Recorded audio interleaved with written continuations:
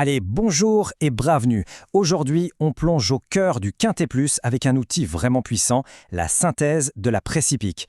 L'idée, c'est de décortiquer ensemble ce que disent les experts pour dénicher les vraies chances et bien sûr, construire une stratégie qui tient la route. C'est parti. Alors, voilà le programme. On commence par planter le décor de la course. Ensuite, on identifie les favorites qui se détachent. Après, on rentre dans le dur avec l'analyse complète de la presse, on en tire des idées de jeu et on termine avec une synthèse pour avoir les idées bien claires. Première section, la course du jour. Avant de parler des chevaux, posons les bases. Où, quand, comment, c'est la première étape.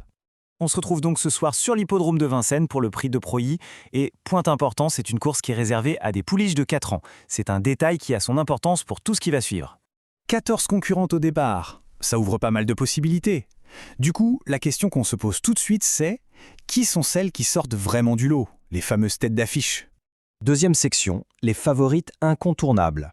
Justement, face à ce peloton de 14, est-ce que la presse a un avis bien tranché? Voyons voir qui met tout le monde d'accord. Et là, ce qui saute aux yeux, c'est que, oui, la vie est même plus que tranchée. On ne s'éparpille pas. La presse désigne un duel, un face-à-face très clair. Il y a vraiment deux concurrentes qui écrasent tous les pronostics pour la victoire. La première actrice de ce duel, c'est elle, le numéro 1, Mia de Jones. Et pour lui tenir tête, sa rivale désignée par absolument tout le monde, le numéro 7, Mystery Queen. On a donc un véritable match attendu. Mia de Judas d'un côté, Mystery Queen de l'autre. Ce sont les deux choix quasi systématiques de la presse pour former le couplet gagnant. Le décor est planté. Mais attention, la course ne se résume pas à ce duel. 3 autres pouliches viennent se greffer à ce duo pour former un vrai noyau dur de 5 favorites. On parle du 2, Mayola Vedaquaz, du 5, Messina, et du 8, Manhattan Rain. Et le chiffre qui est assez fou, c'est que ces 5-là, elles monopolisent la totalité des citations pour les 4 premières places. Troisième partie, l'analyse complète de la presse. Bon, maintenant qu'on a ce groupe de têtes bien identifié, on va aller plus loin. On va regarder la synthèse dans son intégralité pour avoir la vision globale, avec les bases bien sûr, mais aussi les outsiders qui pourraient venir jouer les troubles faits. Juste un petit rappel au cas où. La synthèse de la presse, qu'est-ce que c'est? C'est tout simplement la compilation et le classement des pronostics de dizaines de journalistes spécialisés. C'est un outil statistique hyper puissant qui donne une photo très fiable des forces en présence. Et là voilà, cette fameuse synthèse. Tout en haut, on a les bases, le 7, le 1 et le 2. On peut dire que c'est le béton de la course. Juste en dessous, les chances sérieuses, le 8 et le 5, qui viennent compléter notre fameux top 5. Et c'est là que ça devient intéressant. On a les outsiders, ceux qui peuvent pimenter les rapports. Un gros outsider pour ceux qui aiment le risque, et enfin les abandonnés sur qui la presse fait quasiment l'impasse. Mais attention, il y a peut-être ici l'information la plus cruciale de l'analyse. Il ne faut surtout pas s'arrêter au top 5. 2 chevaux dans la catégorie Outsiders sortent du lot. Le 4, Meritato, et le 12, Mamselle Deripré. Le fait qu'ils soient cités dans la quasi-totalité des pronostics, c'est un signal très très fort. Ce sont eux les potentiels troubles faits. Quatrième partie, les suggestions de jeux stratégiques.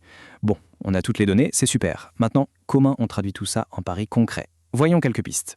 Allez, on commence avec quelques idées pour la plateforme PMU.fr. Alors, pour un jeu prudent, le simple placé sur le 7 semble assez logique.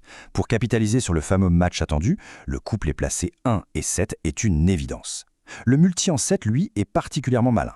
Il couvre notre top 5, mais en plus, il intègre nos 2 outsiders clés, le 4 et le 12. C'est une super façon de viser un rapport un peu plus spéculatif.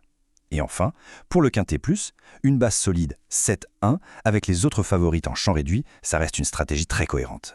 Passons maintenant à Z-Turf, qui propose des paris un peu différents. Voyons comment adapter notre stratégie. Là encore, le jumelé gagnant placé sur le duo 1 et 7, c'est la base. Les paris comme le ZE2 3-4 ou le ZE4, eux, sont parfaits pour jouer le bloc complet des 5 favorites. C'est une excellente manière de s'appuyer sur le consensus de la presse. Et puis, une petite astuce pour le ZE5 ordre. Une base avec le 2, le 8 et le 5, c'est une approche un peu plus fine pour parier sur une arrivée différente, au cas où le grand duel au sommet n'aurait finalement pas lieu. Allez, dernière ligne droite, la synthèse finale. Au final, si on devait résumer, qu'est-ce qu'il faut absolument retenir?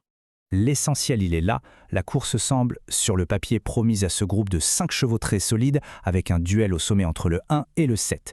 Mais la vraie clé, celle qui pourrait faire la différence pour les gains, elle se trouve sûrement du côté de nos outsiders réguliers, le 4 et le 12, qui ont clairement le potentiel de venir bousculer tout ça.